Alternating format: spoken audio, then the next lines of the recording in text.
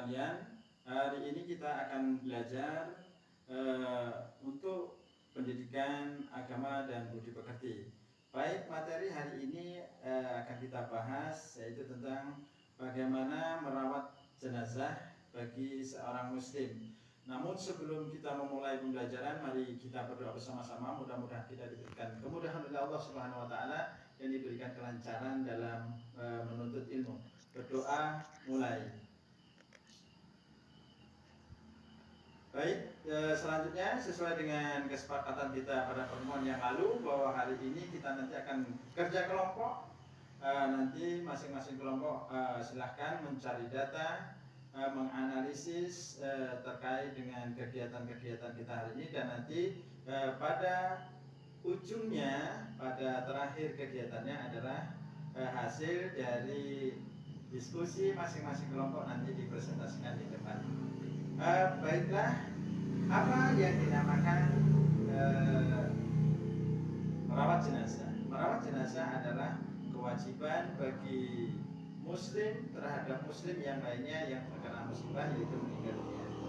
Ingat anak-anak sekalian bahwa mati itu adalah kewajiban bagi kita semua, bahwa yang hidup ini nantinya akan menemui ajalnya. Nah, oleh karena itu merawat jenazah ini dalam hukum fikih adalah fardu kifayah. Apa itu fardu kifayah? Fardu kifayah adalah apabila sebagian umat Islam sudah melaksanakan kewajiban itu, maka gugurlah kewajiban bagi umat Islam yang lainnya. Baiklah anak-anak sekalian, kita saksikan video bagaimana tata cara pelaksanaan jenazah dari mulai memandikan, mengkafani, menyolati, dan menguburkan. Kalian cermati, kalian siapkan alat tulisnya, kalian siapkan HP nanti sebagai referensi untuk mencari data dan nanti simpulkan pada akhir pembelajaran kita hari ini. Baik, kita saksikan video yang berikut ini. Kewajiban umat Islam terhadap jenazah. Dalam Quran Surah Ali Imran ayat 185 dijelaskan bahwa setiap yang bernyawa pasti akan mati. Tidak ada satu kekuatan pun untuk mempercepat atau memperlambat suatu kematian. Kematian itu akan menjemput baik itu masih bayi, anak-anak, remaja, dewasa, bahkan orang yang sudah tua renta. Untuk itu, kita sebagai seorang muslim harus senantiasa mengingat kematian karena hidup di dunia ini tidaklah kekal. Yang kekal hanyalah kehidupan di akhirat kelak. Bila seorang muslim atau muslimah telah dinyatakan meninggal dunia, ada beberapa hal yang harus disegerakan dalam kepengurusan jenazahnya, yaitu memandikan, mengkafani, mensolati, dan menguburnya. Adapun hukum dalam pengurusan jenazah adalah fardu kifayah, yaitu wajib dilakukan oleh satu atau sebagian orang sehingga menjadi gugur jika telah ada satu orang atau lebih yang telah melakukan pengurusan jenazah tersebut. Hal-hal yang harus diperhatikan terhadap kondisi jenazah. Di antaranya yang pertama, pejamkanlah matanya dan mohonkanlah ampun kepada Allah Subhanahu wa taala atas segala dosanya. Kemudian yang kedua, tutuplah seluruh badannya dengan kain sebagai penghormatan dan agar tidak kelihatan auratnya. Yang ketiga, ditempatkan di tempat yang aman dari jangkauan binatang. Yang terakhir, yang keempat, bagi keluarga dan sahabat-sahabat dekatnya tidak dilarang untuk mencium si mayat. Selanjutnya, pembahasan yang kedua, pengurusan jenazah. Adapun urutan dalam pengurusan jenazah yaitu yang pertama, memandikan jenazah, yang kedua, mengkafani jenazah, yang ketiga, mensolatkan jenazah, dan yang terakhir, yang keempat, menguburkan jenazah. Baik, kita akan membahas pengurusan jenazah yang pertama, yaitu memandikan jenazah. Adapun dalam hal memandikan jenazah harus memenuhi syarat-syarat wajib. Di antaranya yang pertama, jenazah tersebut beragama Islam. Yang kedua, didapati tubuhnya walaupun sedikit. Yang ketiga, bukan mati syahid. Lalu, siapa saja yang berhak memandikan jenazah? Jika jenazah itu laki-laki, maka yang memandikannya pun harus laki-laki. Apabila jenazah itu perempuan, maka yang memandikannya pun perempuan. Dan jika jenazah itu seorang istri, maka suami lebih berhak untuk memandikannya. Begitupun sebaliknya, jika jenazah itu seorang suami, maka istri lebih berhak untuk memandikannya. Berikutnya tata cara memandikan jenazah. Yang pertama, tempatkan jenazah di tempat yang tertutup. Kemudian yang kedua, letakkan jenazah di tempat yang tinggi. Yang ketiga, pakaikan kain basahan seperti sarung agar auratnya tidak terbuka. Yang keempat, jenazah didudukkan atau disandarkan pada sesuatu. Kemudian yang kelima, mulai membersihkan mulut dan gigi jenazah. Yang keenam, bersihkan semua kotoran dan najis. Yang ketujuh, mewudukan jenazah. Dan yang terakhir, disunahkan membasuh 3-5 kali. Setelah memandikan jenazah, pengurusan jenazah selanjutnya yaitu mengkafani jenazah. Ada beberapa hal yang harus diperhatikan terkait dengan kain kafan untuk jenazah. Yang pertama, kain kafan diambilkan dari uang si mayat sendiri. Kemudian atau yang kedua, yang membelikan kain kafan tersebut adalah orang yang selama ini menghidupinya. Atau yang ketiga, boleh diambilkan dari uang kas masjid atau kas RT RW atau yang lainnya secara sah. Apabila tidak ada sama sekali, wajib atas seorang muslim yang mampu untuk membeli kain kafan tersebut. Untuk jenazah laki-laki, 3 helai kain kafan, dan untuk jenazah perempuan, 5 helai kain kafan. Adapun tata cara mengkafani jenazah, yang pertama, persiapkan kain kafan sekitar 12 meter atau lebih, kapur barus, dan kapas. Kedua, potonglah kain kafan untuk membuat 3 lapis kain untuk jenazah laki-laki atau 5 lapis kain untuk jenazah perempuan dengan menyesuaikan tinggi badan mayit. Ketiga, buatlah dari sisa potongan kain kafan tersebut untuk membuat tali 8 buah, baju, sarung, sorban atau kerudung, dan cawat. Kemudian yang keempat, letakkan 7 tali, posisikan pada bagian atas kepala, leher, di bawah lengan, pantat, lutut, pergelangan kaki, dan di bawah kaki. Dan 1 tali lagi pasangkan pada cawat. 5. Letakkan kain helai demi helai, juga kapur barus, di atas tali yang sudah diposisikan tadi. Yang keenam, letakkan sorban, kerudung, kemudian baju, sarung, dan terakhir cawat. Ketujuh, letakkan dan posisikan jenazah di atasnya. Yang kedelapan, tutup lubang hidung, telinga, mata, dan lainnya dengan menggunakan kapas. 9. Pasangkan cawat, kemudian sarung, baju, dan sorban atau kerudung. 10. Mulai membungkus jenazah dengan rapi, helai demi helai. 11. Talikan kain kafan dengan posisi simpul berada di sebelah kiri. Untuk lebih jelasnya, silakan cek link di deskripsi dalam tata cara mengkafani jenazah. Setelah jenazah selesai dikafani, selanjutnya jenazah disolatkan. Untuk pelaksanaan sholat jenazah berbeda dengan sholat seperti biasa yang kita lakukan. Karena dalam sholat jenazah tidak ada ruku dan sujud. Untuk itu, syarat jenazah yang akan disolatkan yang pertama, suci, baik suci badan, tempat, dan pakaian. Yang kedua, sudah dimandikan dan dikafani. Yang ketiga, jenazah sudah berada di depan orang yang menyolatkan atau sebelah kiblat. Adapun posisi imam, jika jenazah tersebut laki-laki, maka menghadap dekat dengan kepalanya. Jika jenazahnya perempuan, maka posisi imam menghadap dekat perut jenazah tersebut. Selanjutnya, tata cara mensolatkan jenazah. Yang pertama, niat solat jenazah. Dalam hal niat solat jenazah ini, kita perlu mengetahui jenazah tersebut apakah laki-laki dewasa, atau perempuan dewasa, atau anak laki-laki, atau anak perempuan. Karena dalam hal niat pun berbeda.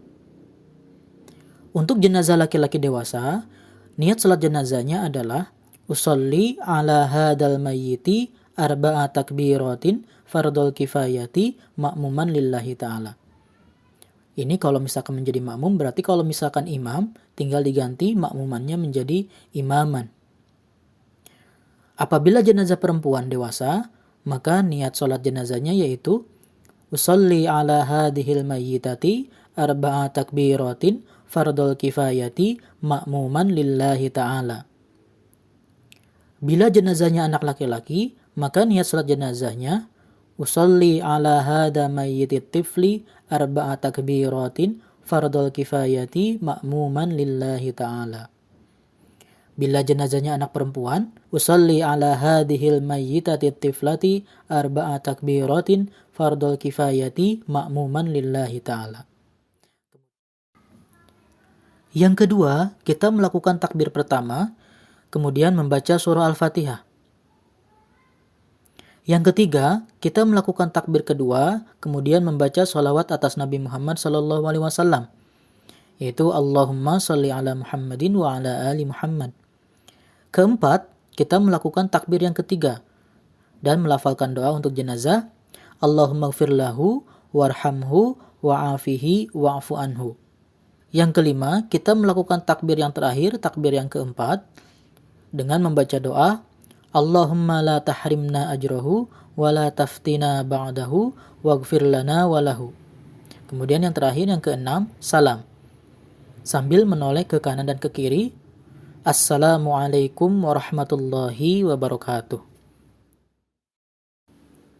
Perlu diketahui, bacaan doa pada saat takbir ketiga dan keempat harus menyesuaikan jenis kelamin jenazahnya.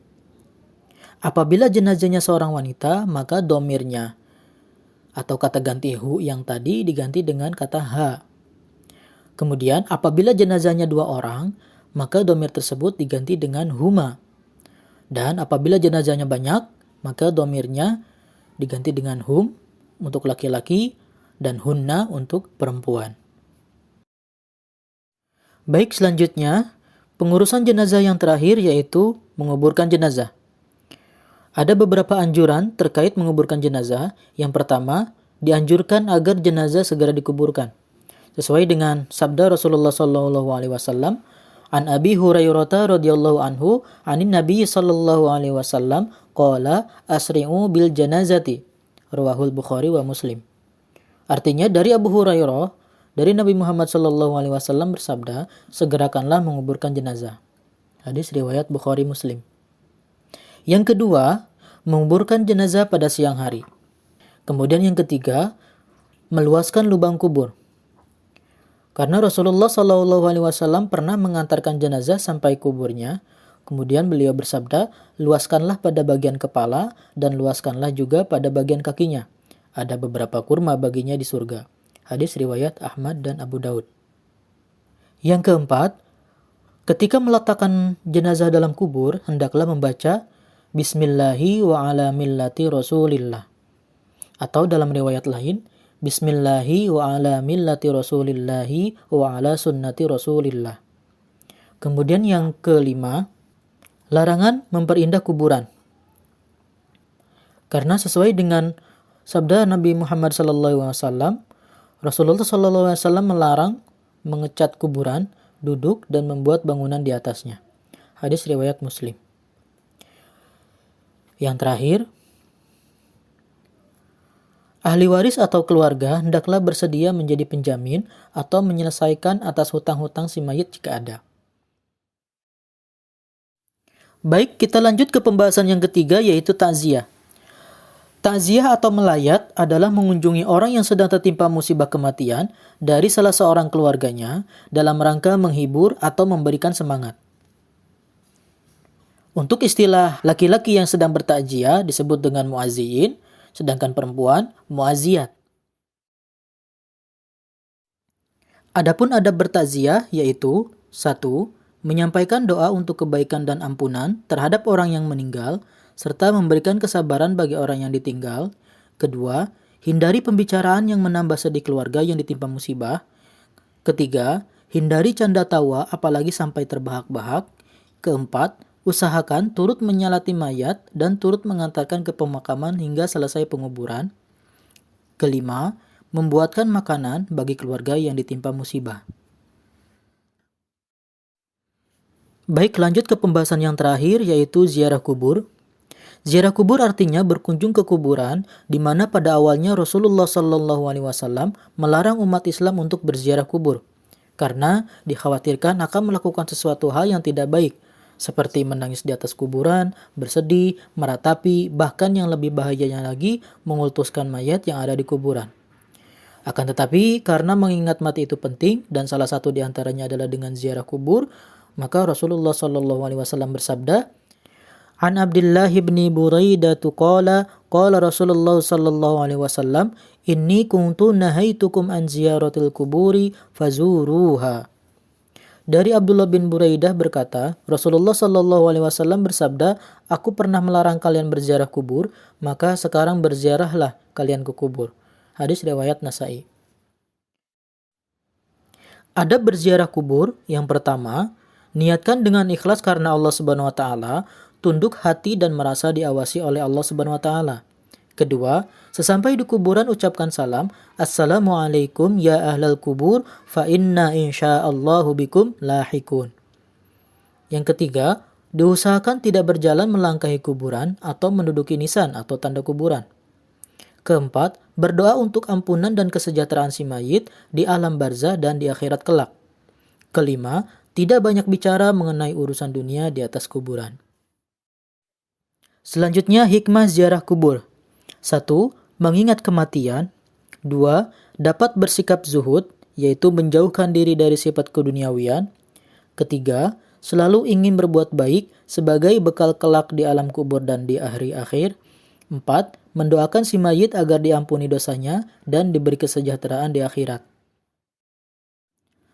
Setelah kita mempelajari tentang pengurusan jenazah, takziah dan ziarah kubur, kita perlu menerapkan perilaku mulia dalam kehidupan sehari-hari, di antaranya 1.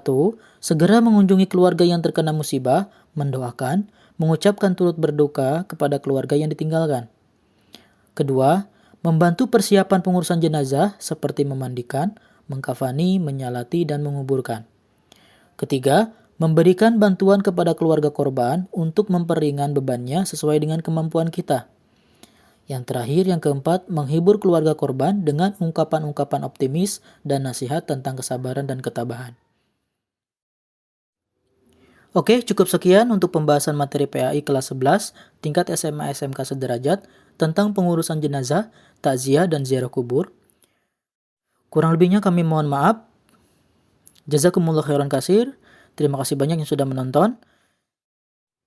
Tekan tombol like jika menyukai video ini dan share sebanyak-banyaknya. Dan jangan lupa untuk subscribe dan aktifkan lonceng notifikasinya agar tidak ketinggalan video pembelajaran berikutnya. Kita akhiri dengan membaca doa kafaratul majlis. Bismillahirrahmanirrahim. Subhanakallahumma wa bihamdika asyhadu an la ilaha illa anta astaghfiruka wa atubu ilaik. Sekian, assalamualaikum warahmatullahi wabarakatuh.